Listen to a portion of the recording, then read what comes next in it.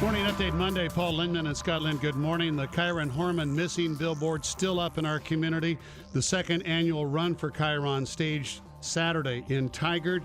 And this morning marks at least, 2 years since the 7-year-old disappeared from his school, Skyline Elementary. Let's catch up with Kyron's father this morning, Kyron Horman, joining us live on the Morning Update. Good to talk to you again, sir. You have said in the media of late you still believe Kyron is alive, as do we all.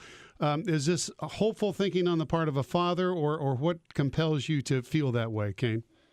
Well, I think it's a little bit of hopeful thinking as a father, but also the facts coming out of the case in the ongoing investigation to find him.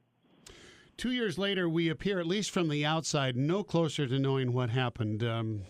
That seems so bizarre and so unusual. How do you address that? Well, I think honestly it feels like we're getting closer. The investigation is a process of elimination at the moment until we can rule out certain avenues and get information from specific people that are being looked at as part of the investigation, one in particular, I think that everyone's aware of.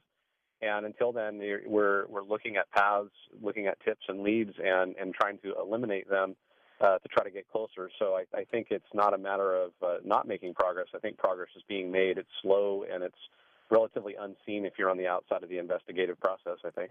Kane, you are so sure that Kyron's going to come home at some point. We understand you continue to buy clothes for him that would fit a bigger, taller Kyron, and also added to his toys, maybe changing the video games, updating them, expecting his arrival. Yeah, if we still think he's coming home. We've got no reason not to, and I think it's important for us to keep in touch with him, to stay at the pace that he's at, to be in touch with who he is and who's going to be coming home to us. And I think it's just important as part of the emotional as well as the regular healing process and trying to go through this. And I find it extremely important to try to live with him as he's where he's at today, while still trying to maintain that memory of who he was when he went missing.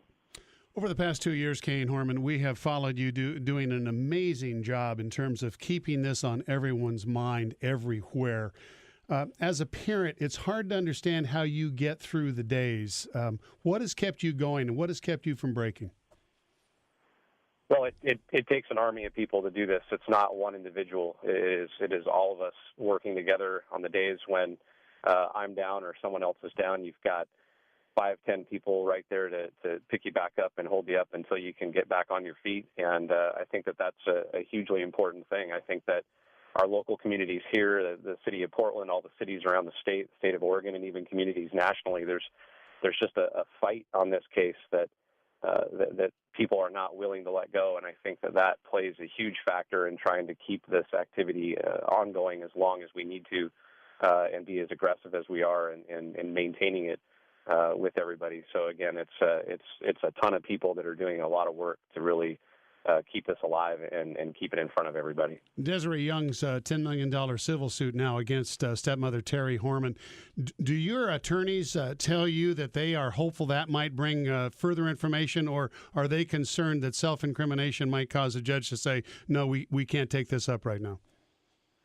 I think right now this is going to be another process. It's going to take time, and I think in the press conference on Friday, everybody heard that there's kind of a timetable that could be 12 months or longer, possibly sooner.